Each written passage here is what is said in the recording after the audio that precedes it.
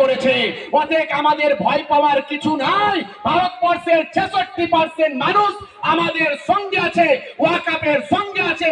আগামী দিন এই লড়াই আমরা জিতবো ইনশাআল্লাহ। আমি আপনাদের কাছে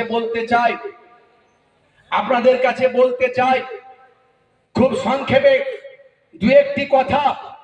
আমরা টুপি সবাই মাথায় দিয়ে ওয়াকাফের মিটিং এ আসতে হবে এমন কথা নয়।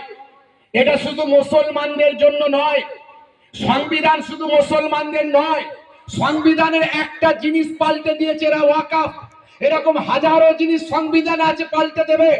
নিশ্চয় প্রত্যেকটা মুসলমানের ইমানি দায়িত্ব এরকম মিটিং মিছিলে অ্যাটেন্ড করা এবং ওয়াকাফের জন্য লড়াই করা।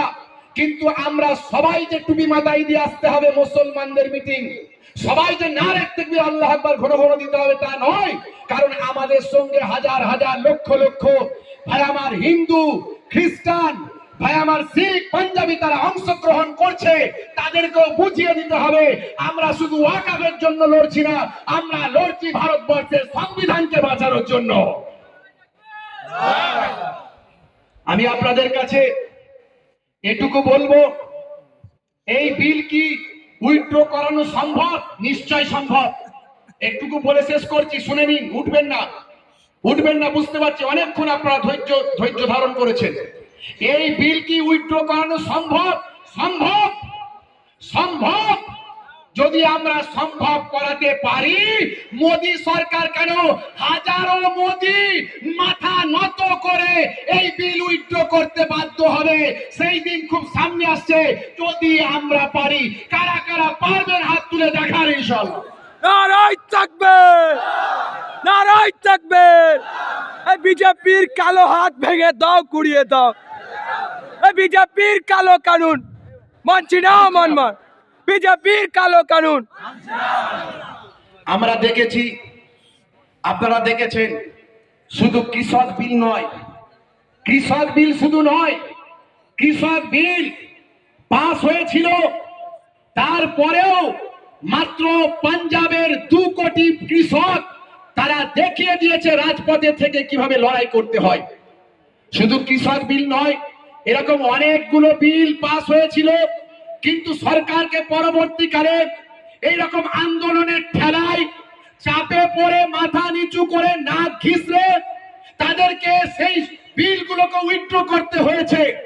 আগামী দিন আমরা যদি সারা ভারতবর্ষের 28টা রাজ্যের রাজধানীতে গিয়ে যদি বছরের পর বছর পড়ে থাকি, প্রত্যেকটা পরিবার থেকে 2 জন 1 জন করে মাথায় কাপড় বেঁধে যদি চলে যেতে পারি, ইনশাআল্লাহ এই বিল প্রত্যাহার করতে বাধ্য হবে মোদী সরকার।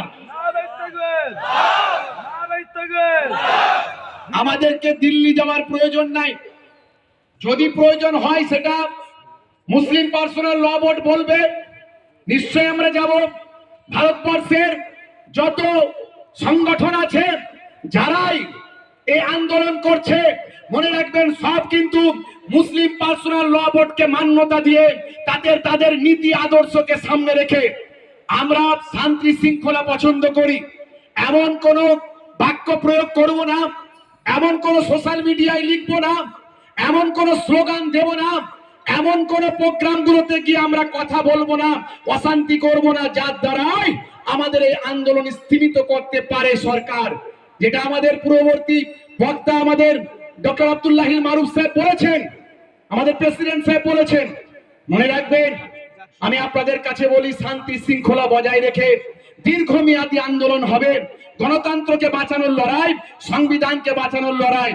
আর এই লড়াই করতে গিয়ে যদি আমাদের মাথায় কাফন বাঁধতে হয়, যদি আমাদের রক্ত দিতে হয়, আমি মহিবুল্লাহ হুসাইনি তৈরি আছি। আপনারা কারা কারা তৈরি আছেন উঠে দাঁড়িয়ে দেখান তো লোকে।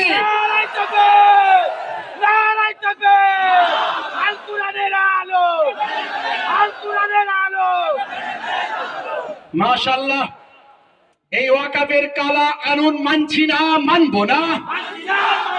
ওয়াকাফের কালা কানুন মানছি না, মানবো না। সংবিধান নষ্ট করতে দিচ্ছি না, দেব না। সংবিধান নষ্ট করতে দিচ্ছি না, দেব না। চলে যাবেন না, দোয়া হবে, চলে যাবেন না।